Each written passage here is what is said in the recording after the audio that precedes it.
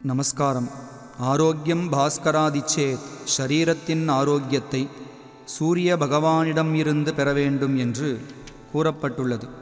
ஷரீரமாத்தியம் கலு தர்மசாதனம் என்பதாக சொல்லப்பட்டிருப்பதற்கிணங்க ஆரோக்கியத்துடன் வாழ்ந்தால்தான் மோட்சம் வரை உண்டான புருஷார்த்தங்களை அடைய முயற்சிக்க முடியும். சூரிய உபாசனத்தினால் ஷரீரத்தில் ஏற்பட்ட வியாதிகள் மட்டுமல்லாமல் ஆதி என்று கூறப்படும் மனோவியாதியும் அகலும். சூரியனை உபாசிப்பதனால் சத்ருக்ஷயம் ஜெயம் உண்டாகும் என்பதை இராமாயணத்திலுள்ள ஆதித்ய ஹிருதயம் வாயிலாக அறிகிறோம். பாண்டவர்களின் வனவாச காலத்தில் அதிதி சத்காரத்திற்காக கிடைத்த அக்ஷய பாத்திரம் சூரியனின் அனுகிரகத்தினாலேயே குறைவற்றதாக வளர்ந்து வந்தது என்பதை மகாபாரதத்தில் காண்கிறோம். சத்ராஜித் மன்னன் சூரியனை உபாசித்து ஸ்யமந்தகம் என்ற மணியை பெற்றார். இதன் பெருமை யாதெனில் தினமும் 8 பாரம் தங்கத்தை கொடுக்க வல்லதாகவும் நாட்டில் துர்பிக்ஷமே ஏற்படாமலிருந்து வந்ததாகவும் ஸ்ரீமத் பாகவதத்தில் கூற காண்கிறோம். சூரிய பகவானின் அருள் இகத்துக்கும் பரத்துக்கும் இன்றியமையாதது. ஷரீரத்தில் ஏற்படக்கூடிய ஹிருதய ரோகம், கண்ணின் கோளாறுகள்,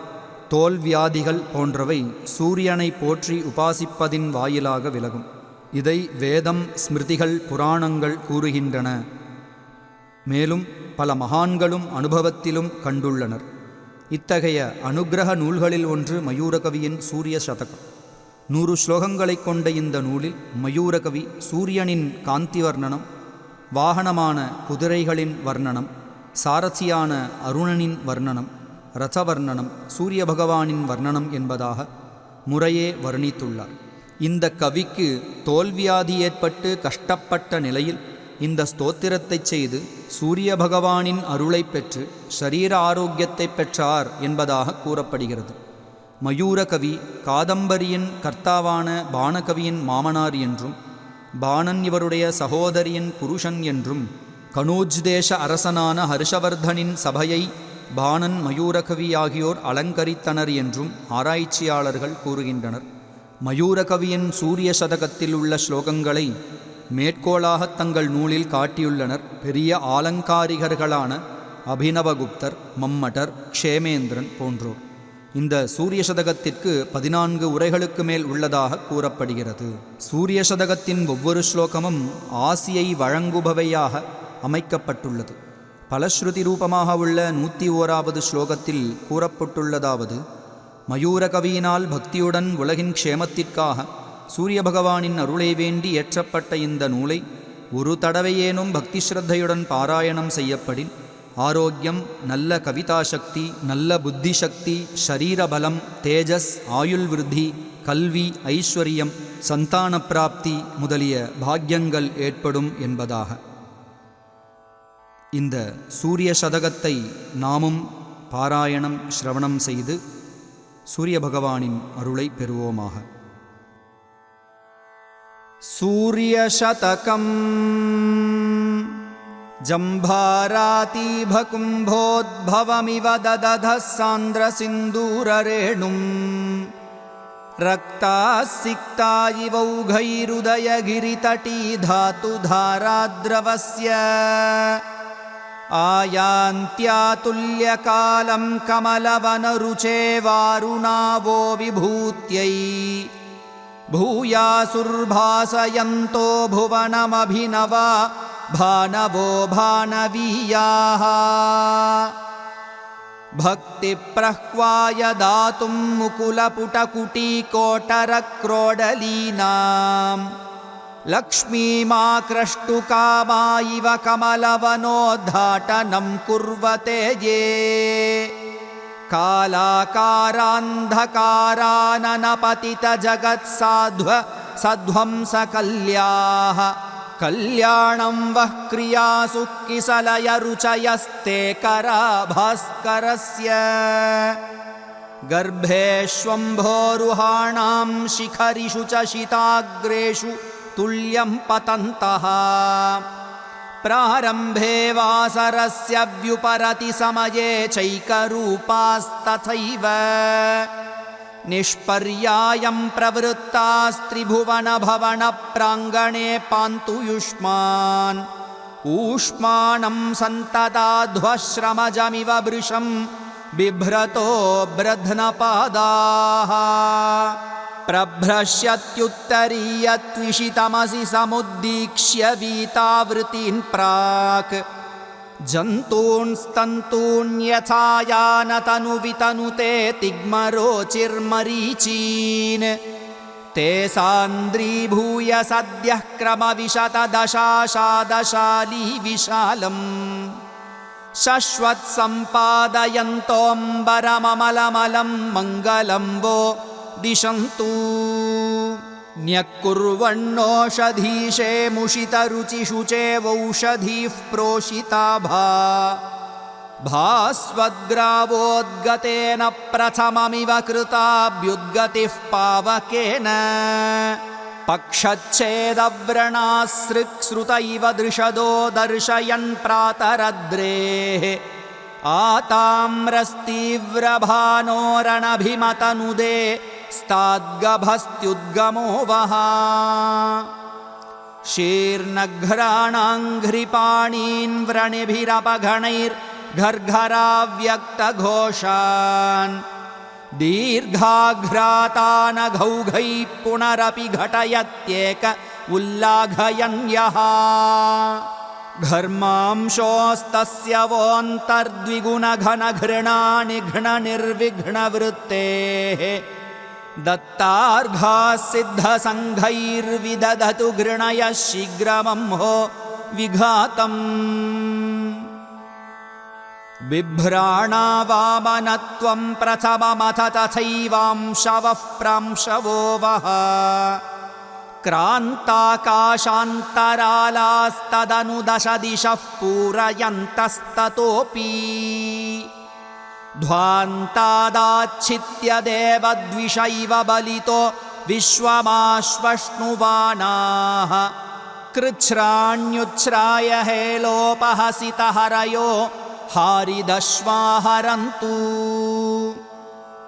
उद्गाढेनारुणिम्ना विदधि बगुलं येरुणस्यारुणत्वम् मूर्धोद्धूतौ खडीनक्षतरुधिररुचो ये रथाश्वाननेषु शैलानां शेखरत्वं श्रितशिखरिशिखास्तन्वते ये दिशन्तु प्रेङ्खन्तः खेखरांशोः खचितदिनमुखास्ते मयूखाः सुखं वः दत्तानन्दाः प्रजानां समुचितसमयाकृष्टसृष्टैः पयोभिः पूर्वाण्ये विप्रकीर्णादिशि दिशि विरमत्यन्निसंहारभाजः दीप्तांशोर्दीर्घदुःखप्रभवभवभयोदन्वदुत्तारणवो गावो वः पावनानां परमपरिमितां प्रीतिमुत्पादयन्तु बन्धध्वंसैकहेतुं शिरसि नतिरसा बद्धसन्ध्याञ्जलीनां लोकानां ये प्रबोधं विदधि विपुलां भोजखण्डाशयेव युष्माकं ते स्वचित्तप्रथितपृथुतरप्रार्थनाकल्पवृक्षाः कल्पन्तां निर्विकल्पं दिनकरकिरणाः केतवः कल्मषस्य धारारायोधनायापति सपति करालम्बभूताः प्रपहते तत्त्वालोकैकदीपास्त्रिदशपतिपुरप्रस्थितौ वीत्स्य एव निर्वाणोद्योगि योगि प्रगमनिजतनुद्वारिवेत्रायमाणाः त्रायन्तां तीव्रभानोर्दिवसमुखसुखा रश्मयः कल्मषाद्वः प्राचीप्रागाचरन्त्योऽनतिचिरमचले चारुचूडामणित्वम् मुञ्चन्त्यो रोचनाम्भः प्रचुरमिव दिशामुच्चकैश्चर्चनाय चाटोत्कैश्चक्रनाम्नां चतुरमविचलैर्लोचनैरर्च्यमानाः चेष्टन्तां चिन्तितानामुचितमचरमाश्चण्डरोचीरुचो वः एकं ज्योतिर्दृशौ द्वे त्रिजगति गदितान्यब्जजास्यैश्चतुर्भिः भूतानां पञ्चमं यान्यलमृतुषु तथा षट्सु नानाविधानि युष्माकं तानि सप्तत्रिदश मुनिनुतान्यष्टदिग्भाञ्जिभाणोः यान्ति प्राण्येन वत्वं दश दधतु शिवं धीदितीनां शतानि आवृत्तिभ्रान्तविश्वाश्रममिव दधतः शोषिणः स्वोष्मणेव ग्रीष्मे दावाग्नितप्ता इव रसमसकृद्ये धरित्र्याधयन्ति ते प्रावृष्यात्तपानातिशयरुजैवोद्वान्ततो या हिमर्तौ मार्तण्डस्या प्रचण्डाश्चिरमशुभभिदे भीषवो वो भवन्तु तन्वानादिग्वधूनां समधिकमधुरालोकरम्यामवस्थाम् आरूढप्रौढिलेशोत्कलितकपिलमालङ्कृतिः केवलैव उज्जृम्भाम्भोजनेत्रद्युतिनिदिनमुखे किञ्चिदुद्भिद्यमाना श्मश्रुश्रेणीव भासां दिशतु दशशती शर्मघर्मत्विषो वः मौलीन्दोर्मैषमोषीद्युतिमिति वृषभाङ्केन यः शङ्किनेव प्रत्यग्रोद्घाटिताम्भोरुहकुहरगुहा सुस्थितेनेव धात्रा कृष्णेन ध्वान्तकृष्णस्वतनुपरिभवत्रस्नुनेव स्तुतोलम् त्राणायस्तात्तनीयाणपितिमिररिपोः सत्विषामुद्गमो वः विस्तीर्णं व्योमदीर्घाः सपदि दश दिशो व्यस्तवेलाम्भसोऽब्धीन् कुर्वद्भिर्दृश्यमानानगनगरनगा भोगपृथ्वीं च पृथ्वीम् पद्मिन्युच्छ्वास्य तेजैरुषसि जगदपि ध्वंसयित्वा तमिस्राम् उस्राविस्रंसयन्तु द्रुतमनभिमतं ते सहस्रत्विषो वः अस्तव्यस्तत्वशून्यो निजरुचिरनिशानश्वरः कर्तुमीशो विश्वं वेश्मेव दीपः प्रतिहततिमिरं यः प्रतेशस्थितोऽपि दिक्कालापेक्षयासौ त्रिभुवनमटतस्तिग्मभानोर्न वाख्याम् यातः शातक्रतव्यां दिशि दिशतु शिवं सोर्चिषामुद्गमो वः मागान्म्लानिं मृणाली मृदुरिति दय एव प्रविष्टो हि लोकम् लोकालोकस्य पार्श्वं प्रतपति न परं यस्तताख्यार्थमेव ऊर्ध्वं ब्रह्माण्डकण्ठस्फुटनभयपरित्यक्तदैर्घ्यो द्युसीम्नि स्वेच्छावश्यावकाशावधिरवतु सवः तापनो रोचिरोगः अश्यामः काल एको न भवति भुवनान्तोऽपि वीतेऽन्धकारे सद्यः प्रालेयपादो न विलयमचलश्चन्द्रमा अप्युपैति बन्धसिद्धाञ्चलीनां न हि कुमुदवनस्यापि यत्रोज्जिहाने तत्प्रातः प्रेक्षणीयं दिशतु दिनपतेर्धाम कामाधिकं वः यत्कान्तिं पङ्कजानां न हरति कुरुते प्रत्युताधिक्यरम्यां नोधत्ते तारकाभां तिरयति नितरामाशु यन्नित्यमेव कर्तुं नालं निमेषं दिवसमपि परं यत्तदेकं त्रिलोक्याः चक्षुः सामान्यचक्षुर्विसदृशमघभिद्भास्वतस्तान् महो वः क्ष्मां क्षेपीयः क्षपाम्भः शिशिरतरजलस्पर्श तर्षादृतेव द्रागाशानेतुमाशाद्विरतकरसरः पुष्कराणीव बोधम् प्रातः प्रोल्लङ्घ्य विष्णोः पदमपि घृणये वातिवेगाद्दवीयस्युद्दामद्योतमाना दहतु दिनपतेर्दुर्निमित्तं द्युतिर्वः नो कल्पापाय वायोरदयरयदलक्ष्माधरस्यापि गम्या घाडोद्गीर्णोज्ज्वलश्रीरहणिनरहिता नो तमः कज्जलेन प्राप्तोत्पत्तिः पदङ्गान्न पुनरुपगता मोषमुष्णत्विषोवो वर्तिः सैवान्यरूपा सुखयतु निखिलद्वीपदीपस्य दीप्तिः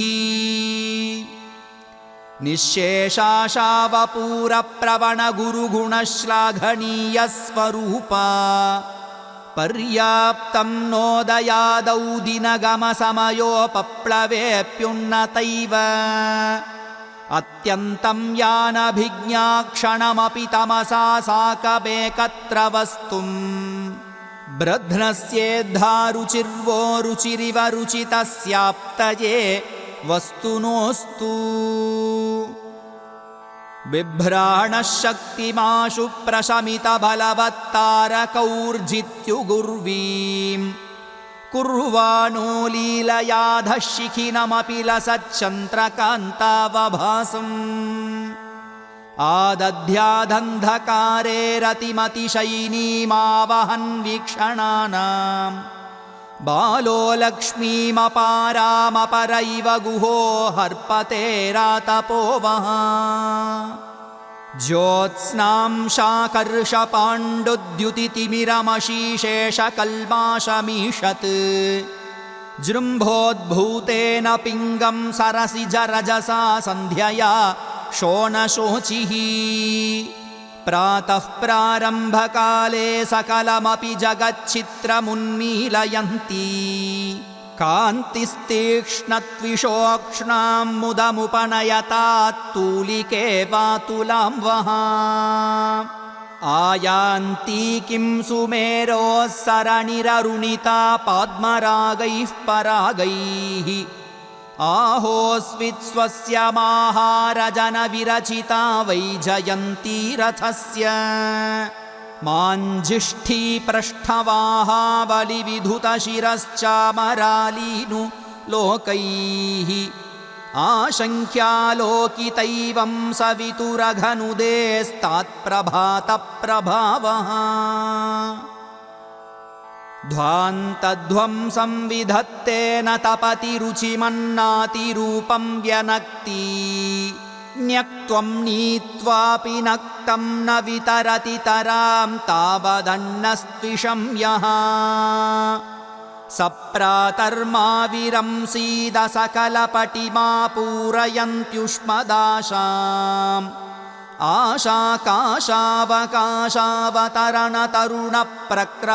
आशाकाशावकाशावतरणतरुणप्रक्रमोऽर्कप्रकाशः तीव्रं निर्वाणहेतुर्यदपि च विपुलं यत्प्रकर्षेण चाणु प्रत्यक्षं यत्परोक्षं यदिह यदपरं नश्वरं शाश्वतं च यत्सर्वस्य प्रसिद्धं जगति कतिपये योगिनो यद्विदन्ति ज्योतिस्तद्विप्रकारं सवितुरवतु वो बाह्यमाभ्यन्तरं च रत्नानां मण्डनाय प्रभवति नियतोद्देशलब्धावकाशम् वह्नेर्दार्वादिदग्धुं निजजडिमतया कर्तुमानन्दमिन्दोः यच्छत्रैलोक्यभूषा विधिरघदहनं ह्लादिवृष्ट्याशु तद्वो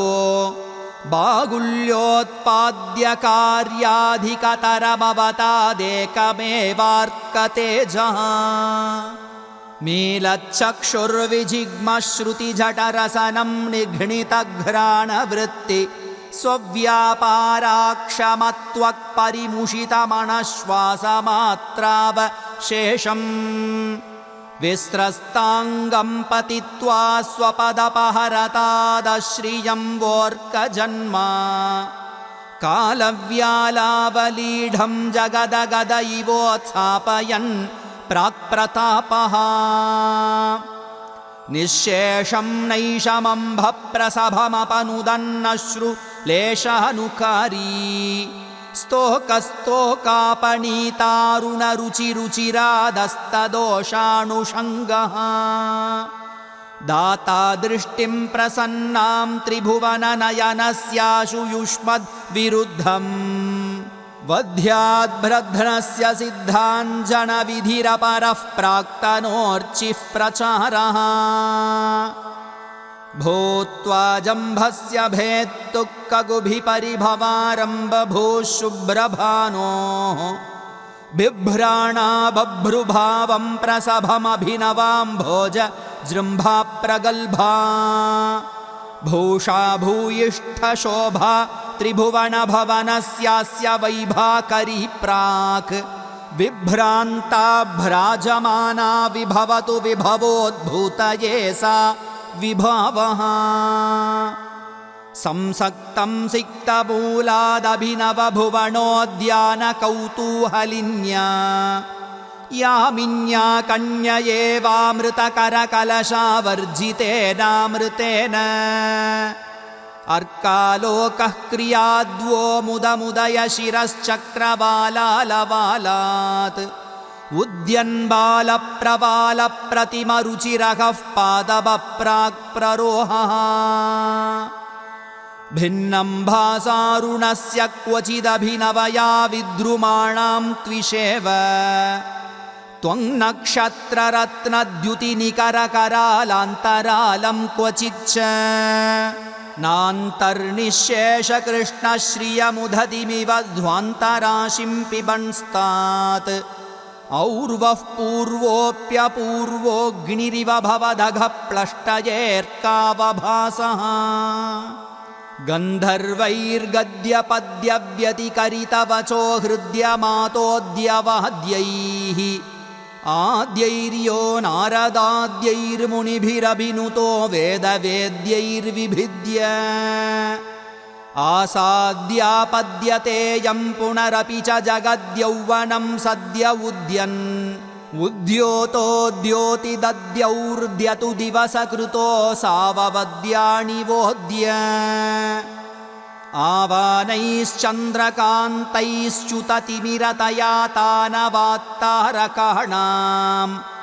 येणाङ्कालोकलोपादुपहतमहसामोषधीनां लयेन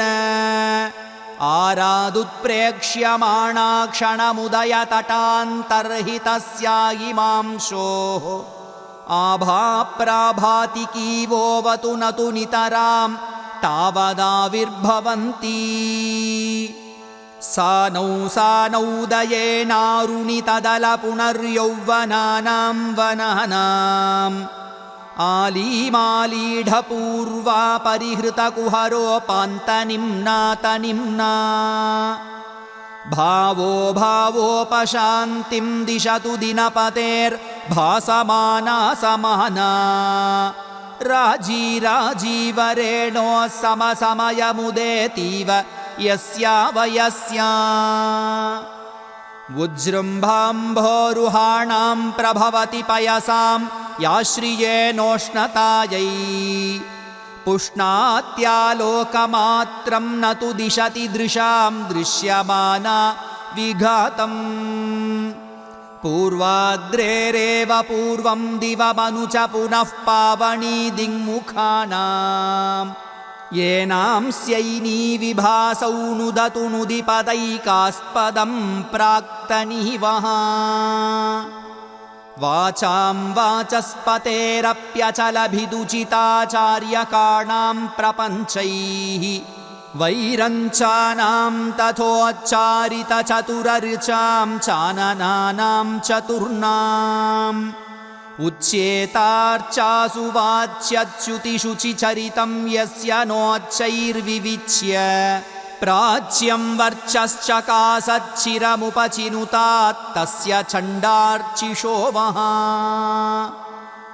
मूर्ध्न्यद्रेर्धातुरागस्तरुषु किसलयो विद्रुमौघः समुद्रे दिङ्मातङ्कोत्तमाङ्गेष्वभिनवनिहितः सान्द्रसिन्दूररेणुः सीम्निव्योम्नश्च हेम्नः सुरशिखरि भुवो जायते यः प्रकाशः शोणिम्नासौखरांशोरुषसि दिशतु वः शर्म शोभैकदेशः अस्ताद्रीशोत्तमाङ्गे श्रितशशिनितमः कालकूटे निपीते याति व्यक्तिं पुरस्तादरुणकिसलये प्रत्युषः पारिजाते उद्यन्त्या रक्तपीताम्बरविशदतरोद्वीक्षता तीक्ष्णभानोः लक्ष्मीर्लक्ष्मीरिवास्तु स्फुटकमलपुटापाश्रया श्रेयसे वः नोदन्वाञ्जन्मभूमिर्न तदुदरभुवो बान्धवा कौस्तुभाद्या यस्याः पद्मं न पानौ न च नरकरिपूरस्थलीवासवेश्म तेजोरूपा परैव त्रिषु भुवनतलेष्वादधानाव्यवस्थाम् सा श्रीश्रेयांसि दिश्यादशिशिरमहसो मण्डलाग्रोद्गता वः रक्षन्त्वक्षुण्ण हेमोपलपटलमलं लाघवादुत्पतन्तः पातङ्गाः पङ्क्वज्ञाजितपवनजवावाजिनस्ते जगन्ति येषां वीतान्यचिन्नोन्नयमपि वहतां मार्गमाख्यातिमेरौ उद्यन्नुद्दामदीप्तिर्द्युमणिमणिशिला वेदिका जातवेदाः प्लुष्टाः पृष्ठेंशुपातैरतिनिकटतया दत्तदाहादिरेकैः एकाः क्रान्तकृत्स्नत्रिदिवपथपृथुश्वासशोषाश्रमेण तीव्रोदन्यास्त्वरन्तामहितविहतये सप्तयः सप्त सप्तेः अभ्यासाकाशगङ्गाजलसरलगलावाङ्नताग्रा ननावः मत्वान्यान् पार्श्वतोऽश्वान् स्फटिकतटदृशदृष्टदेहाद्रवन्ती व्यस्तेहन्यस्तसन्ध्येयमिति मृदुपदा पद्मरागोपलेषु सादृश्यादृश्यमूर्तिर्मरकतकटके क्लिष्टसूता सुमेरोः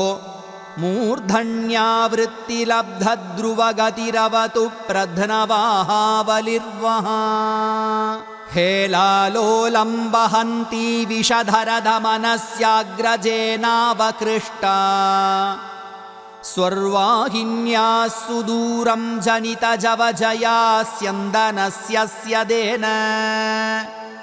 निर्व्याजं तायमाने हरितिमणिनिजे स्फीतफेनाहितश्रीः अश्रेयांस्यश्वपङ्क्तिः शमयतु यमुने वापरा तापणीवः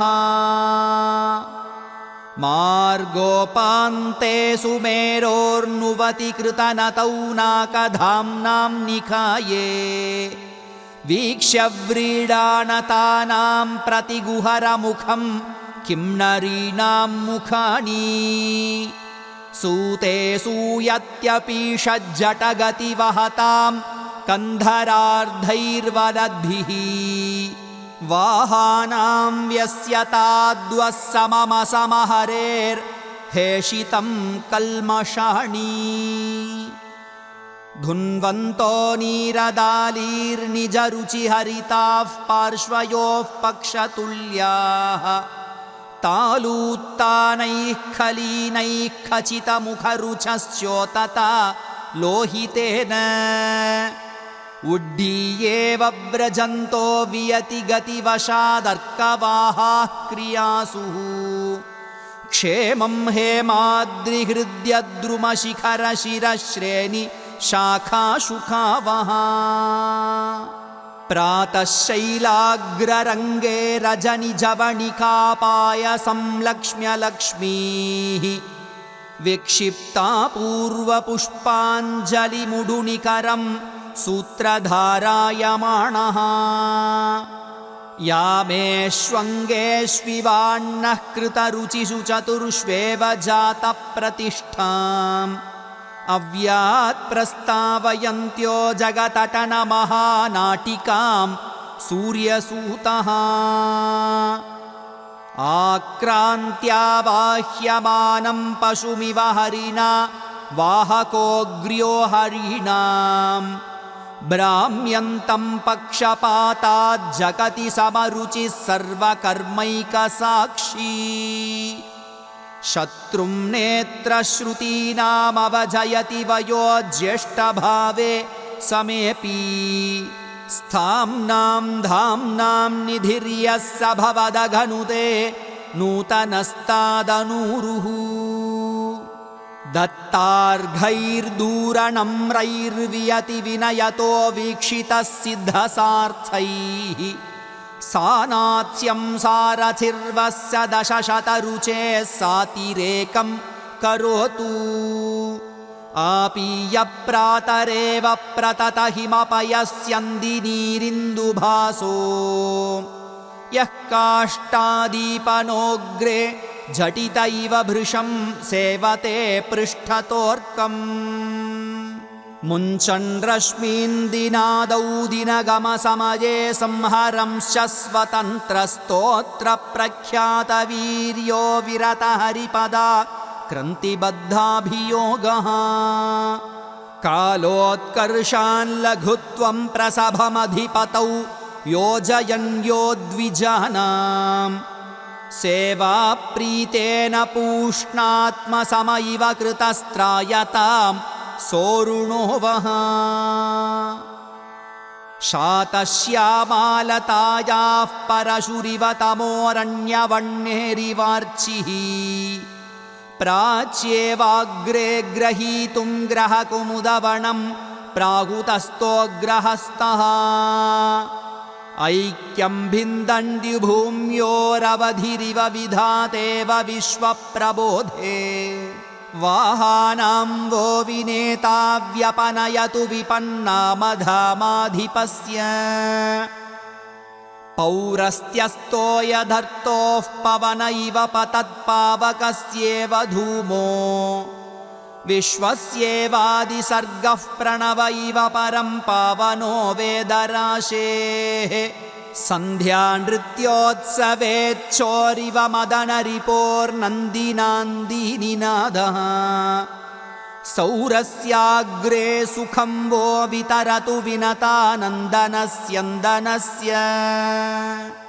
पर्याप्तं तप्तचामीकरकटकतटे श्लिष्टशीतेतरंशौ आसीदत्स्यन्दनाश्वानुकृतिमरकते पद्मरागायमाणः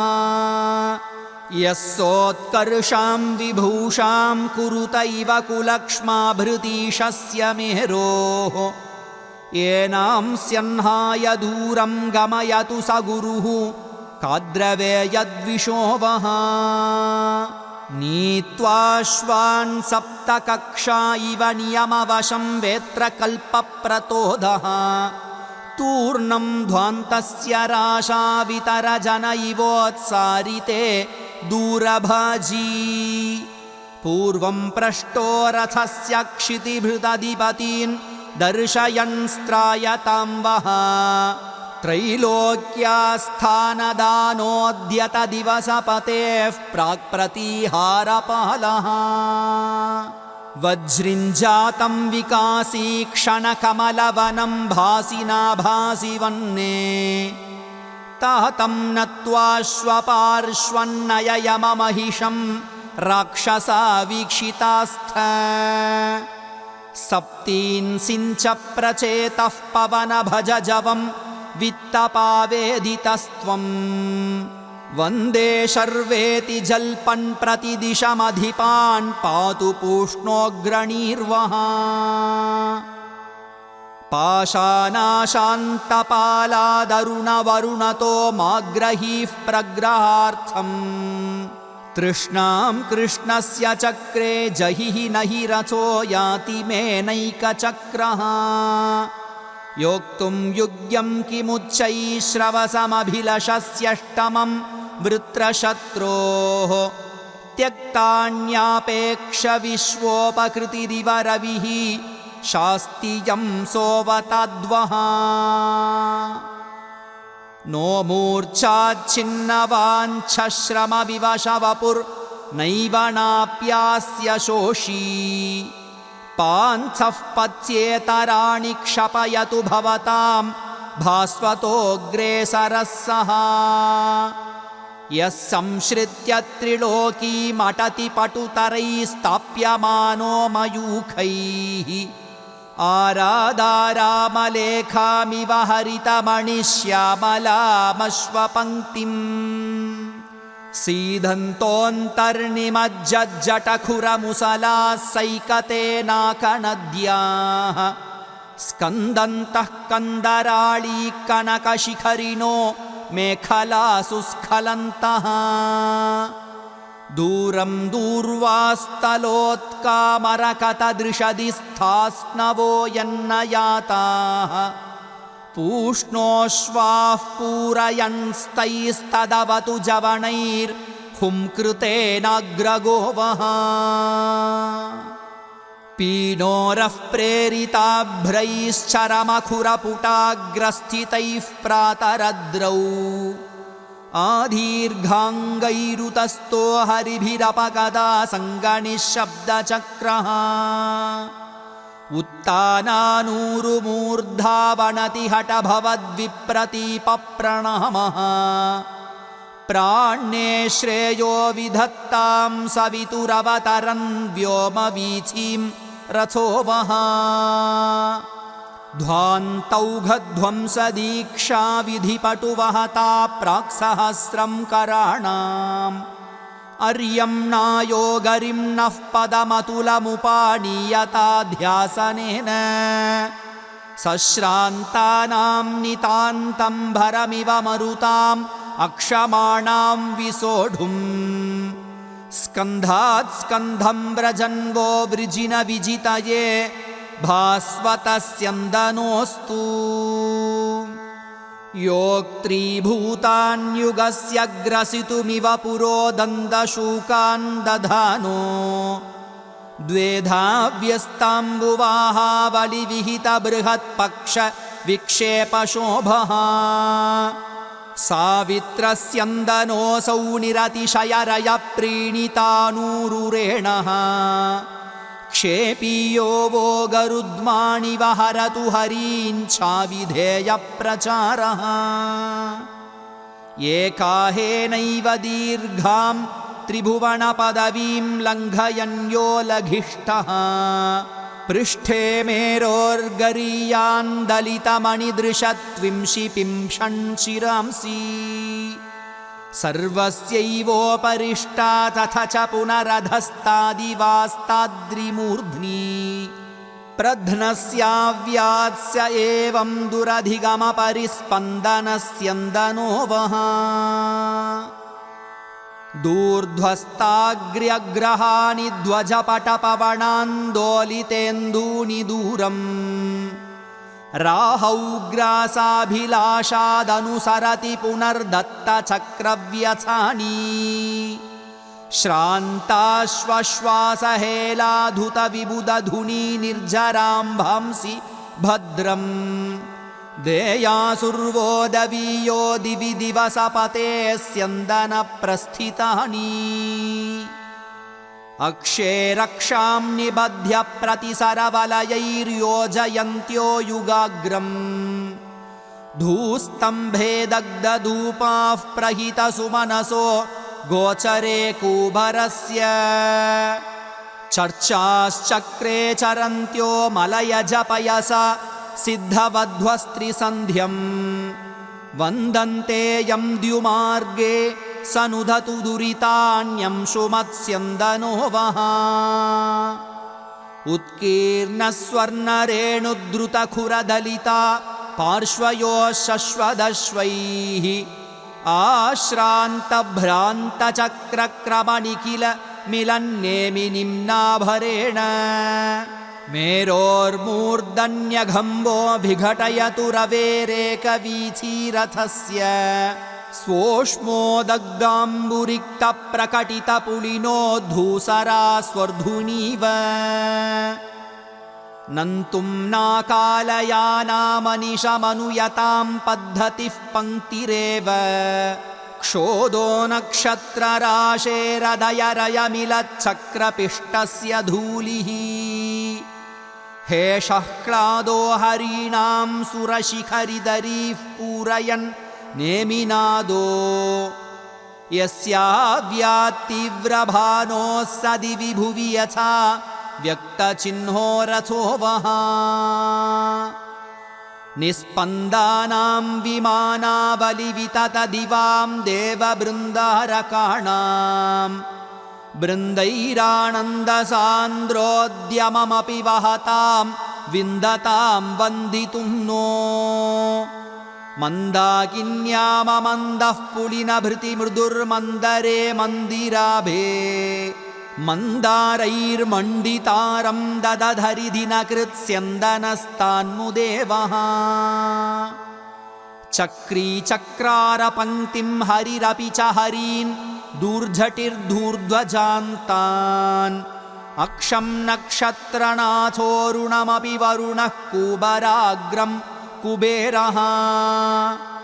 रंहः सङ्घः सुराणां जगदुपकृतये नित्ययुक्तस्य यस्य स्तौति प्रीतिप्रसन्नोऽन्वहमहिमरुचे सोवतात् स्यन्दनो वः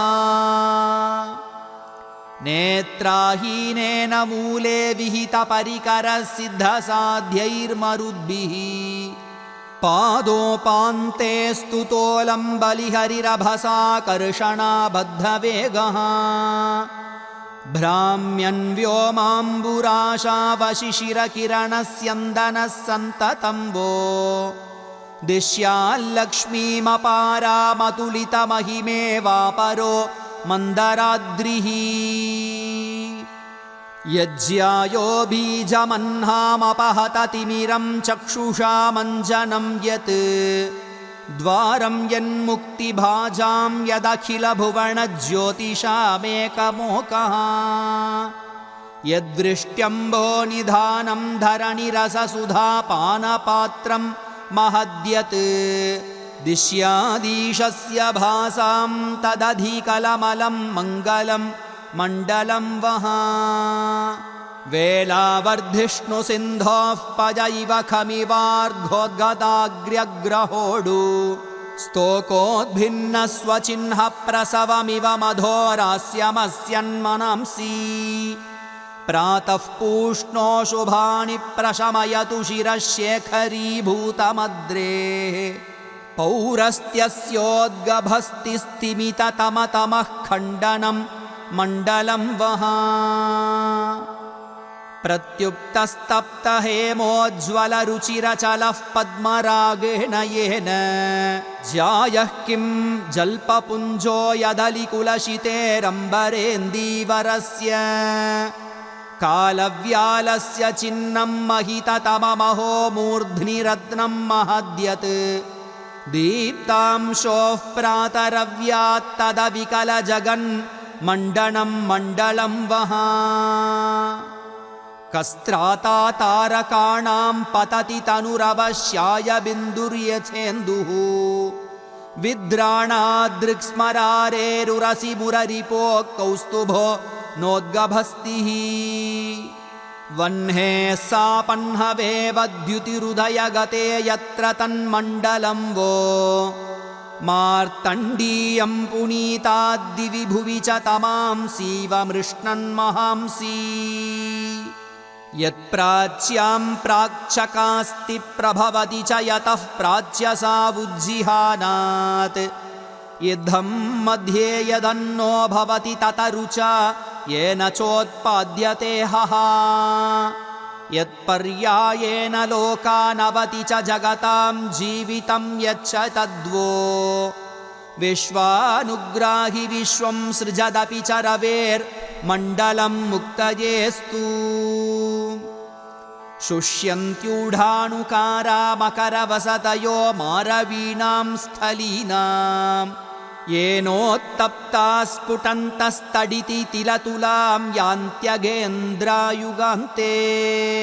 तच्छण्डां शोरकाण्डत्रिभुवनदहना शङ्कया धामकृच्छ्रात्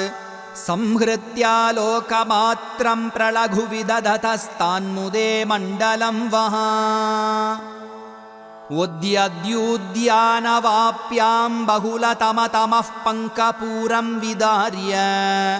प्रोद्भिन्नं पत्रपार्श्वेष्वविरलमरुणच्छायया विस्फुरन्त्या कल्याणानि क्रियाद्वः कमलमिव महन्मण्डलं चण्डभानोः अन्वीतं तृप्तिहेतोरसहृदलिकुलाकारिणा राहुणा यत् चक्षुर्दक्षद्विषो यन्नतु दहति पुरः पूरयत्येव कामम् नास्तं जुष्टं मरुद्भिर्यदिह नियमिनां यानपात्रं भवाब्धौ यद्वीतश्रान्तिशश्वद्भ्रमदपि जगतां भ्रान्तिमभ्रान्तिहन्ति ब्रध्नस्याख्याद्विरुद्धक्रियमथ च हिताधायि तन्मण्डलं वहा सिद्धैः सिद्धान्तमिश्रं श्रितविधिविबुधैश्चारणैश्चाटुगर्भम् गीत्या गन्धर्वमुख्यैर्मुहुरहिपतिभिर्यातु धानैर्यतात्मा सार्धं साध्यैर्मुनीन्द्रैर्मुदितमदमनो मोक्षिभिः पक्षपातात् प्रातः प्रारभ्यमानस्तुतिरवतु रविर्विश्ववन्द्योदयो वहा भासामासन्नभावादधिकतरपटोश्चक्रवालस्य तहपात् चेतादच्छिन्न गच्छत्तुरगखुरपुटन्यासनिःशङ्कठङ्कैः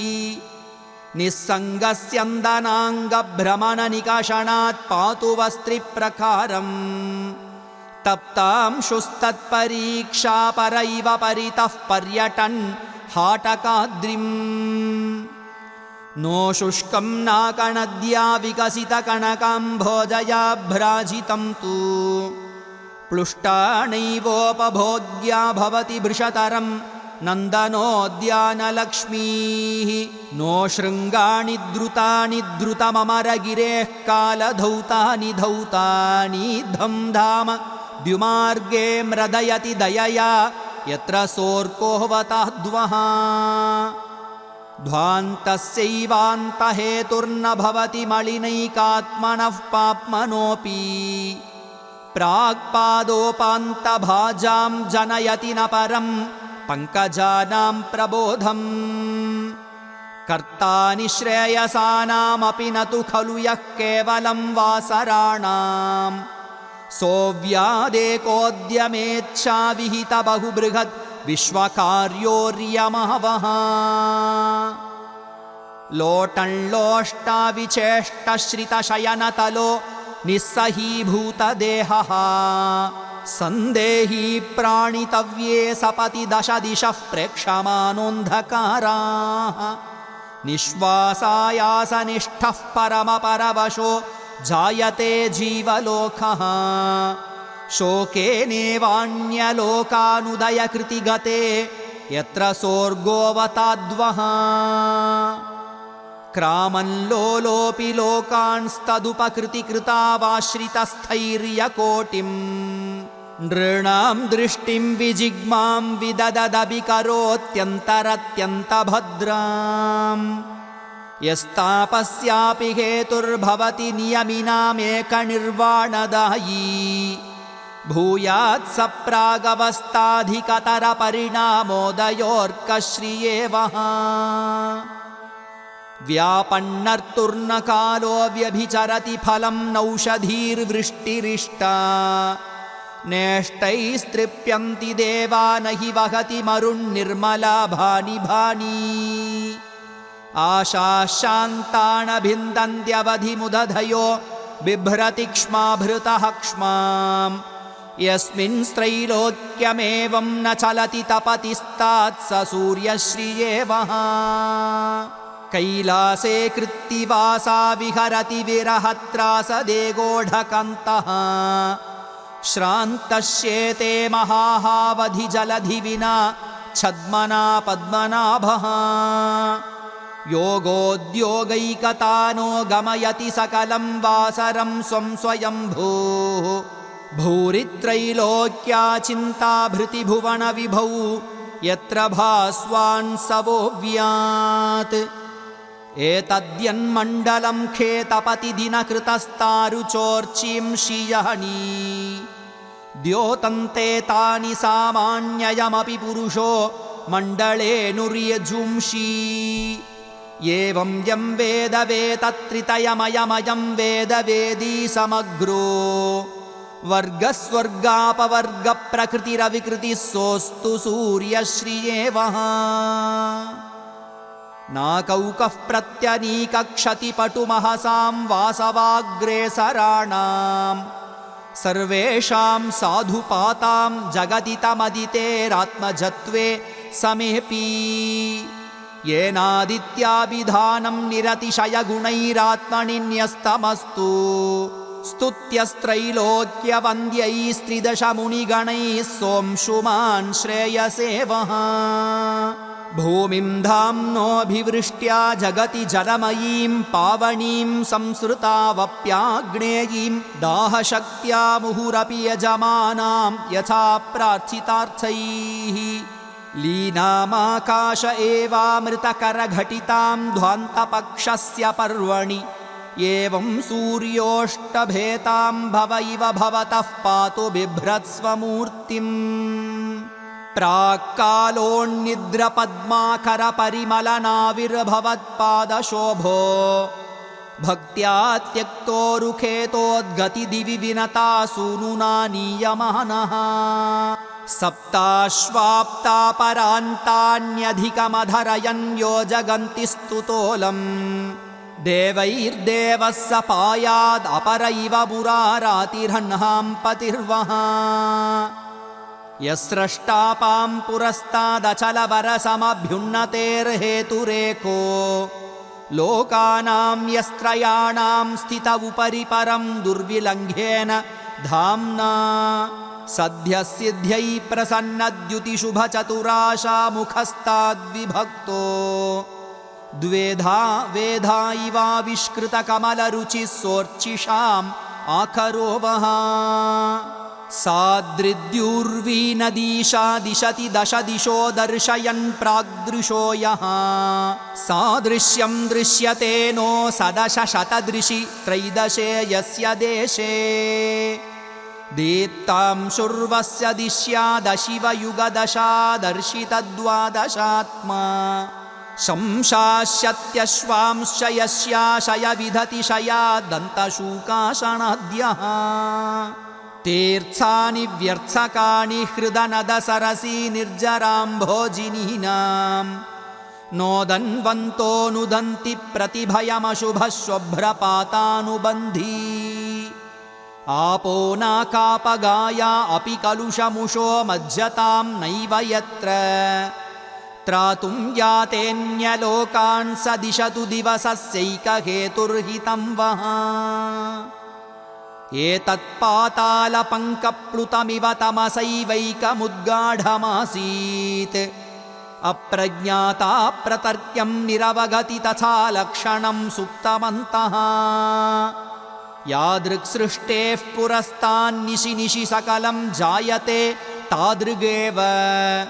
त्रैलोक्यं यद्वियोगादवतु रविरसौ सर्गतुल्योदयो वः द्वीपेयोऽस्ताचलोऽस्मिन् भवति खलु स एवापरत्रोदयाद्रिः यायामिन्युज्ज्वलेन्दुद्युतिरिह दिवसोऽन्यत्र तीव्रा तपःसा यद्वश्यौ देशकालाविति नियमयतो नोतु यं देशकालौ अव्यात्सस्वप्रभुत्वाहितभुवनहितो हेतुरह्नामिनो वः व्यग्रैरग्र्यग्रहेन्दुग्रसनगुरुभरैर्नो समग्रैरुदग्रैः प्रत्यग्रैरीशदुग्रैरुदयगिरिगतो गोगणैर्गौरयन् गाम् उद्गाढार्चिर्विलीनामरणगरणगग्रावगर्भामिवान्नाम् अग्रे श्रेयो विधत्ते ग्लपयतु गहनं सग्रहग्रामणीर्वः योनिस्साम्नां विधाता मधुरिपुरजितो दूर्झटिः शङ्करोऽसौ मृत्युः कालोलकायाः पतिरपि धनतः पावको जातवेदाः इत्थं संज्ञाडवित्सादिवदमृतभुजां यायदृच्छा प्रवृत्ताः तासामेको विधेयस्तदनुगुणगुणैर्यः स सूर्योऽवताद्वः देवः किं बान्धवः स्यात् प्रियसुहृदथवाचार्यागोऽस्पिदर्यो रक्षाचक्षुर्नुदीपो गुरुरुतजनको जीवितं बीजमोजः एवं निर्णीयते यः कैव न जगतां सर्वथा सर्वदासौ सर्वाकारोपकारी दिशतु दशशताभीषुरभ्यर्थितं वः श्लोकालोकस्य भूत्यै शतमिति रचिता श्रीमयूरेण भक्त्या युक्तश्चैतान् पठेद्यः सकृदपि पुरुषः सर्वपापैर्विमुक्तः आरोग्यं सत्कवित्वं मतिमतुलबलं कान्तिमायुः प्रकर्षम् विद्याम् ऐश्वर्यमर्थं सुतमपि लभते सोऽत्र सूर्यप्रसादात् श्लोकालोकस्य भूत्यै शतमिति रचिता श्रीमयूरेण भक्त्या युक्तश्चैतान् पठेद्यः सकृदपि पुरुषः सर्वपापैर्विमुक्तः आरोग्यं सत्कवित्वं मतिमतुलबलं कान्तिमायुः प्रकर्षम् विद्याम् ऐश्वर्यमर्थं सुतमपि लभते सोऽत्र सूर्यप्रसादात् इति श्रीमयूरकविप्रणीतं सूर्यशतकं सम्पूर्णम्।